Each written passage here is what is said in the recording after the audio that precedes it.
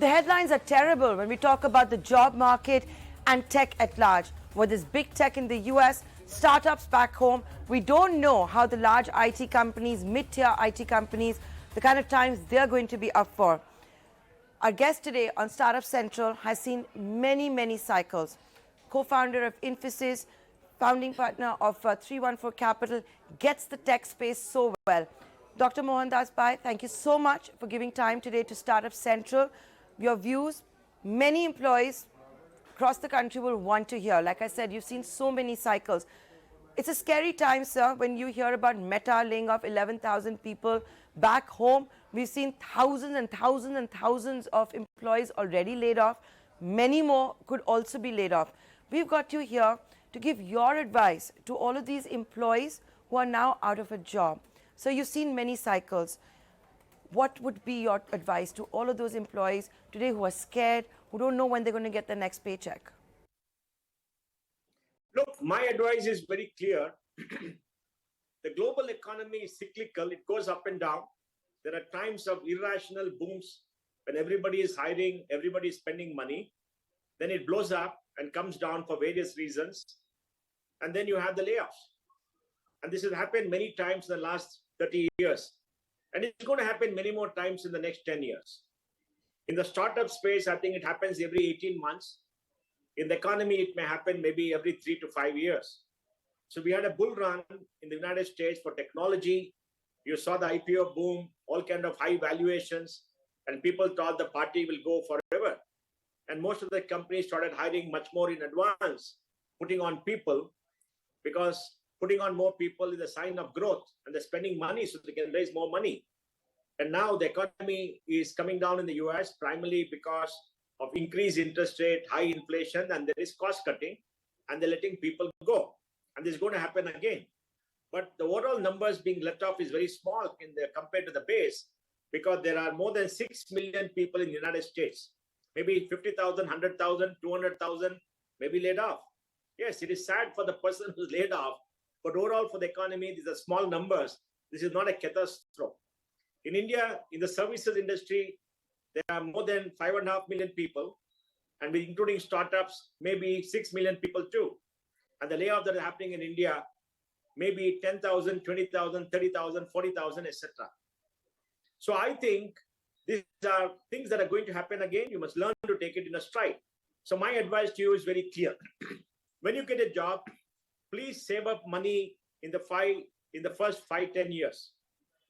And please build up a reasonable kitty so you can survive on savings at least for 2.5-3 years. Be very frugal in investment and don't go into debt too much, especially consumer loans, BNLP, and all the nice stuff. A house is okay because you need to stay. Rest of them, please be careful. Don't buy expensive cars in the early years of your career. Just walk or take the public transport or something else and live a very frugal life, because you need to save. You're part of the capitalistic economy. And if you happen to be laid off, just brush up your CV and make sure that you take some courses to improve your productivity, improve what you're learning. And you need to get fresh in terms of technology learning. And if you're able to do that, when the market rebounds, you'll be in the job market and people will hire you, because your skills should not become old, your skills should not become historic, and you should not become rusty. Because tomorrow, if somebody calls you for a job and gives you a technology test, you might have to pass it and you might have to impress them. So please keep learning, because the first 15, 20 years of a life, you want to keep learning in technology.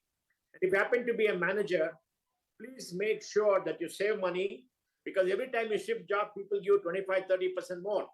And the danger, Nayantara, is that for everybody who have gone up the ladder because they keep shifting jobs, they get overpriced the market. If you're getting a high salary, people will ask, why am I paying this person such a high salary when I can get a fresher or somebody else to do the job? Or I can automate and use an AI. And this happened every year for the last many years. The service industry in India grows up because the cost per person is maybe 20% of what the cost per person in the United States is. If the person is doing the same job for 25 years, getting 4 times more salary than the person at the fresher level, definitely the job is at stake. So you have to upgrade your skills, keep some savings, be part of the economy, be cheerful, the world is not ending, and slug it out. I know it's easy for me to say all this, but for you, if it's tough, please, the world is not going to end. And in my career, we were all paid peanuts. We never paid well. For the first 15 years of my career, 20 years of career, we hardly earned anything. But we lived frugally, built up a little bit of savings, upgraded our skills, worked very hard, etc. And let me tell you, I want to be honest with you, Nayantara. Very honest with you. I don't want to talk, nice stuff because politically correct. In the first 10 years of a life, you have to work 12, 14 hours a day to make an impact.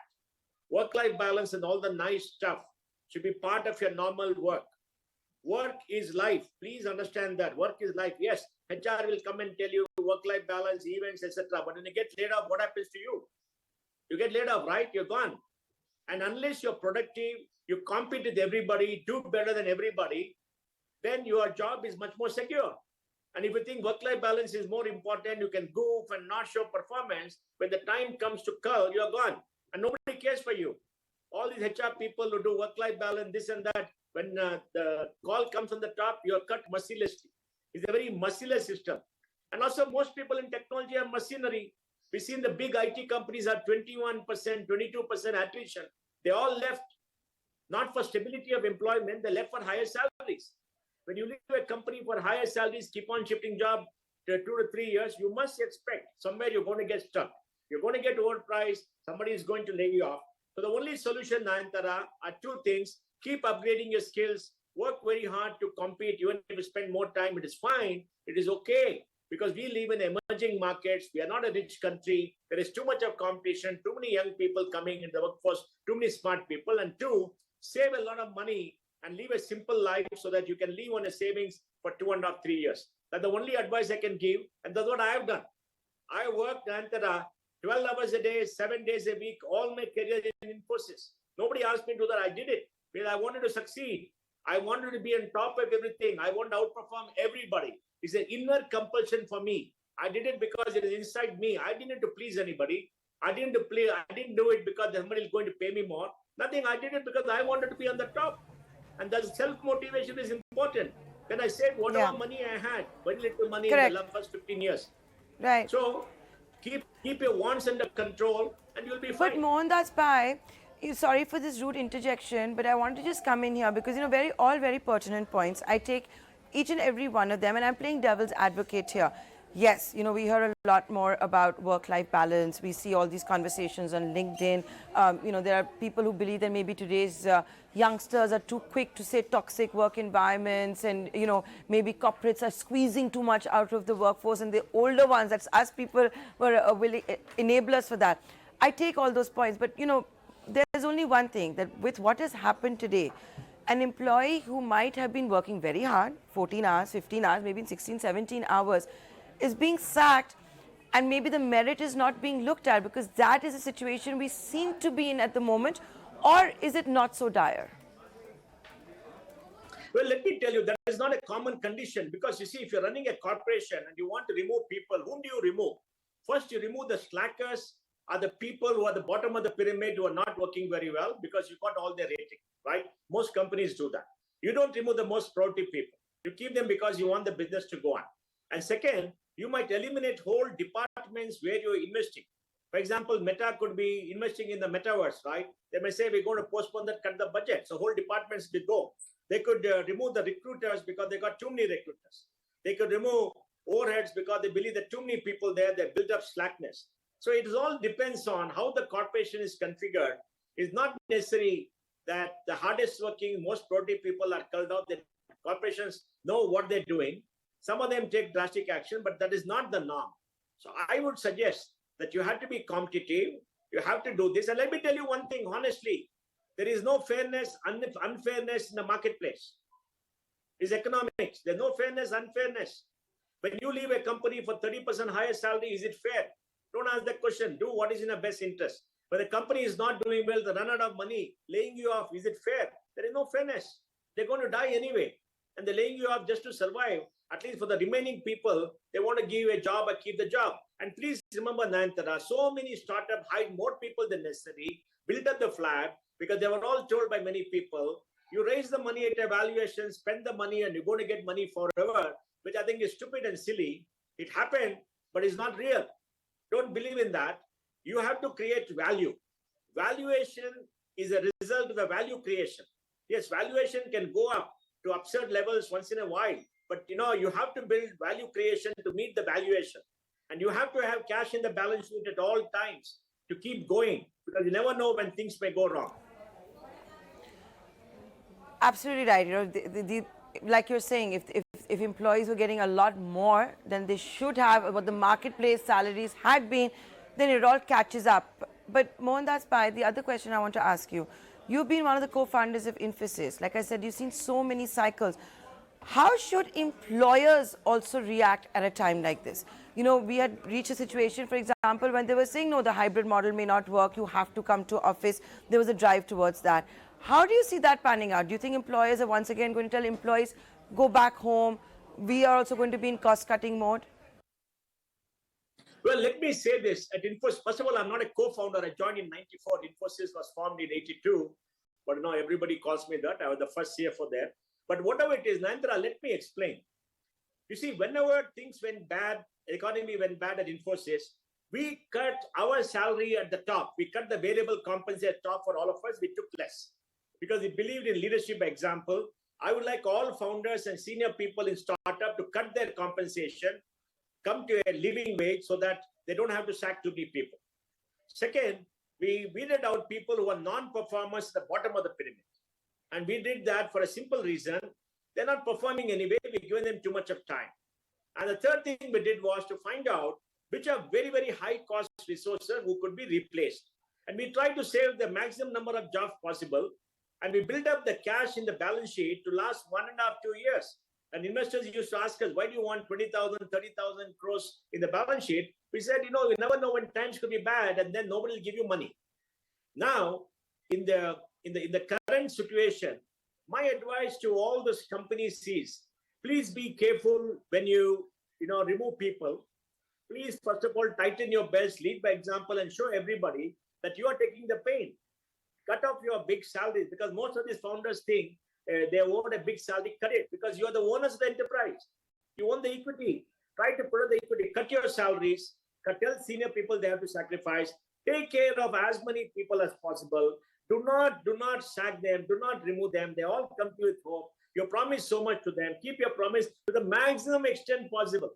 And if nothing happens and you feel it is there, and the survival of the enterprise is important, then see how to put people on furlough and everything else so they can still have them back and retain your very good people. You're not going to get people. Now this work from home and everything. Look, why do big companies want people to come to the campus? They want them to come because there's a lot of learning for young people. Please remember, Nantara, that the workforce in IT service industry is not a very mature workforce.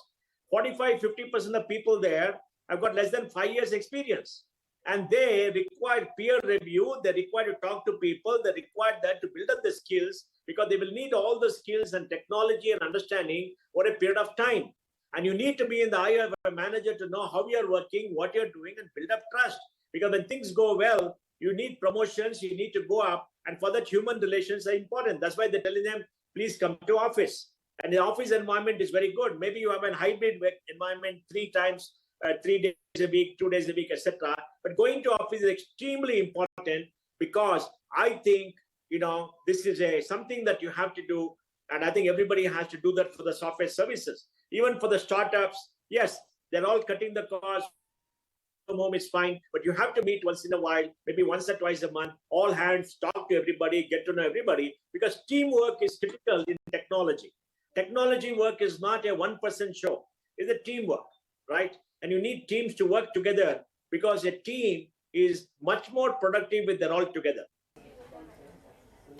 But do you think that IT companies, large, medium, smaller ones, are going to slow down on hiring? Do you think the because they haven't for a while, right? And they've been battling attrition. Do you think the momentum will pick up? Do you think India is more insulated at the moment? The point I'm trying to get at is the worst behind us, or the worst is yet to come?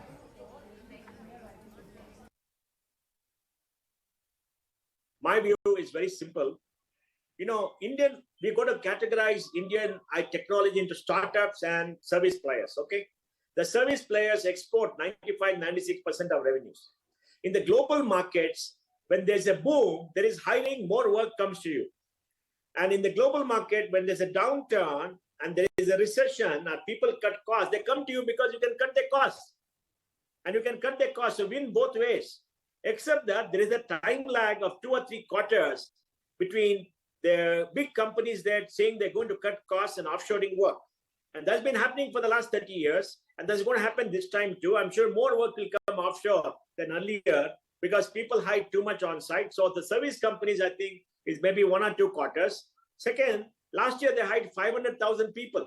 This year made a lot of commitment in anticipation of the market going up and up. The growth second quarter has been pretty good. And third quarter, none of them have come and said the growth is going to come down.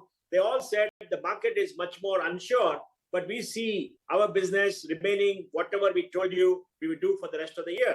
I think that is good news. Yes, they're becoming cautious. They don't want to add on costs. They want attrition to come down. And hopefully attrition will come down, costs will come down, things will remain to normal. And they'll resume hiring possibly in the January, February, March quarter for the big companies. Because, by that time, they'll be very sure of what the next year is. So as far as startups are concerned, is the situation is very different. The startups who have been smart, who are not hired too many people, will continue doing well. They'll continue hiring critical resources. And the people who are, hire too many people, just blowing up money, they're going to shut up people. But Mohandas Pai, the other 2 questions which I know our audience will want to hear from you in the middle of all these layoffs is, when the new hiring season happens, what's the advice to all of those who will be graduating this year looking for jobs? The headlines are absolutely crazy. They'll think, they should literally sign anything that they can. That's not the way to start a job either. So when they enter the startup world, IT services, can they even be in a position to bargain anything at all? Look, is very simple. Please believe in yourself. The sun is going to rise in the morning tomorrow, set in the evening. The earth will go round and round. And you can't ask to be let off like the old Carpenter song. So don't worry. You just keep adding to your skill. Nantara, my advice to every young person for the last 30 years has been, the first 5 years of your life is the time when you add to your skills when you leave college. College doesn't give you the skills you require to succeed in your life. Please remember that. You don't have the skills. When you go to the wide world, you have to compete. You have to prove yourself against the best people who join any company. So once you get a job, please take the job, study, work very hard, build up your skills, compete and demonstrate your performance. When you're very skilled, please remember you are in the top 10% of your profession. Everybody will hire you.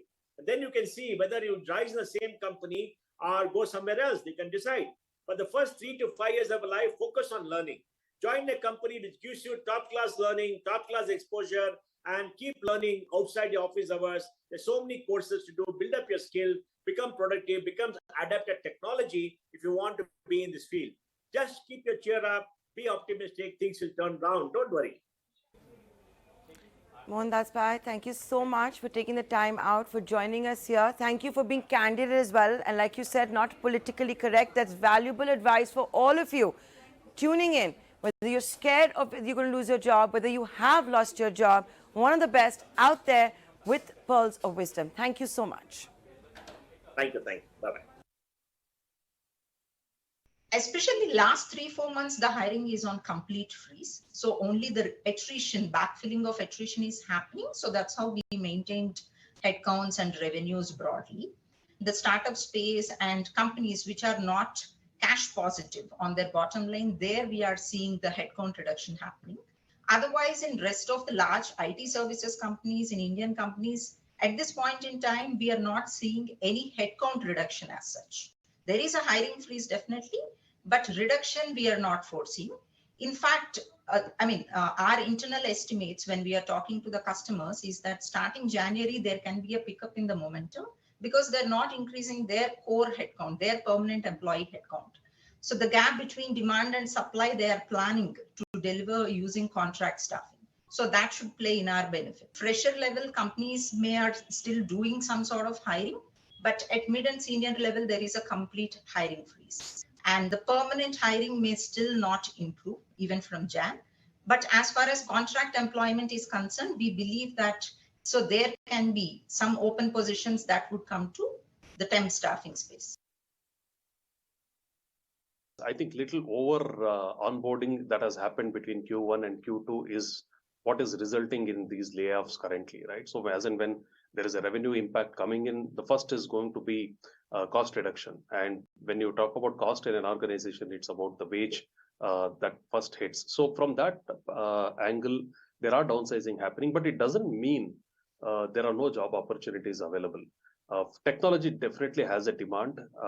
And to your point, contract employees will increase because companies to do this onboarding and for a project or for a peak and turf to manage, contract staffing is the right way to till they get a right assessment on the kind of duration of the project. It's always good to get contractual employment and then absorb them over a period of time. And that's how IT has been traditionally working. This year is little, I would say, little exuberance this year, slightly different than any other normal years. So I'm sure I think this will settle down. This is a matter of probably another 2 quarters, then it will come into a steady state. It should definitely taper down because this is also look at this quarter. Q3 is traditionally it has been low for IT staffing or IT kind of hiring because most of the MNCs operate between Jan to December as their financial year, and they will be in a fag end of their closure. So definitely, I think Q4 is the beginning of an financial year, and I'm sure we will see activities coming back gradually between Feb and March.